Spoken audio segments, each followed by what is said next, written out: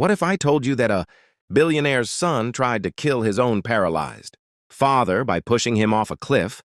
But here's the twist. He forgot about the dog. And that dog would change everything. Stay with me, because this story will break your heart, anger you, and in the end, give you chills you'll never forget. George Whitmore was one of the wealthiest men in the country. A self-made billionaire, he built his empire from scratch. But age and a tragic car accident left him paralyzed from the waist down. Confined to a wheelchair, George's world shrank, but his mind remained sharp. The only thing that gave him joy was his loyal German shepherd, Max. The dog was his shadow, his protector, his companion through the long, lonely nights. But while Max loved George, his son Ethan did not. Ethan Whitmore was the opposite of his father, spoiled, entitled, and bitter. He grew up in luxury, never knowing hunger, never lifting a finger for hard work. And as George's health declined, Ethan's greed grew. He wanted one thing, his father's billion-dollar inheritance. Ethan had waited for years, but George, despite his disability, refused to sign over the estate. He believed his son wasn't ready to handle the empire. That rejection burned Ethan's pride, so he hatched a plan. On a family trip to their mountain estate, Ethan suggested a peaceful evening drive up to the cliffs, overlooking the valley. George agreed, not suspecting the danger. Max, of course, refused to leave his side. The winding roads were quiet. The sunset painted the sky in gold and crimson.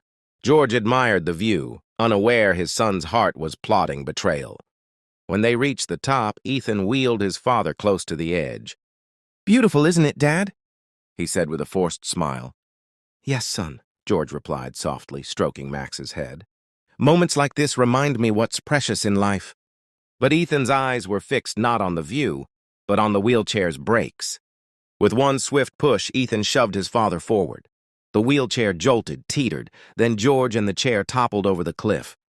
Max barked furiously, lunging after his master, but Ethan grabbed the dog by the collar. "No, you stupid mutt!" he hissed, dragging him back. He stood at the edge, looking down. Silence. No movement. No sound. It was done. His father was gone. Or so he thought. That night, Ethan returned home, rehearsing his alibi. It was an accident, he would say. Dad's brakes failed. He even staged the car nearby, making it look like a tragic mishap.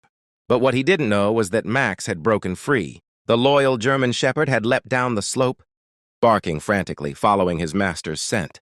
By a miracle, George had survived, caught between rocks and thick branches. Broken, bruised, and bleeding, he couldn't move. But Max stayed with him, licking his wounds, keeping him warm through the freezing night. When George drifted in and out of consciousness, Max howled into the night air, calling for help. By morning, hikers passing through the valley heard Max's desperate barks. They followed the sound and discovered the billionaire clinging to life. An air rescue was called, and George was lifted to safety. Ethan's world collapsed when he saw the news broadcast. Billionaire George Whitmore miraculously survives fall thanks to loyal dog. Max was hailed as a hero. The story spread everywhere. People cheered for the dog who saved his master. And Ethan? He was suddenly the villain in whispers. At the hospital, George's eyes burned with betrayal. "You pushed me, Ethan."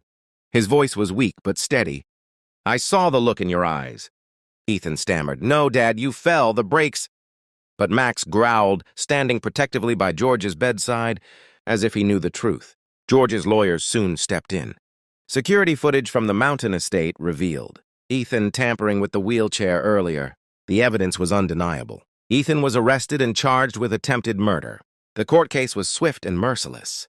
The billionaire's son, once the heir to everything, was now a prisoner facing decades behind bars. George, broken but alive, made one final change to his will. "I leave everything," he declared, "to the only soul who saved me when my own blood betrayed me, my loyal friend Max." While legally the billions went into a trust managed by George's foundation, the message was clear. His dog meant more than his son. George lived out his remaining years with Max by his side, using his fortune to fund hospitals, charities, and shelters for people and for animals.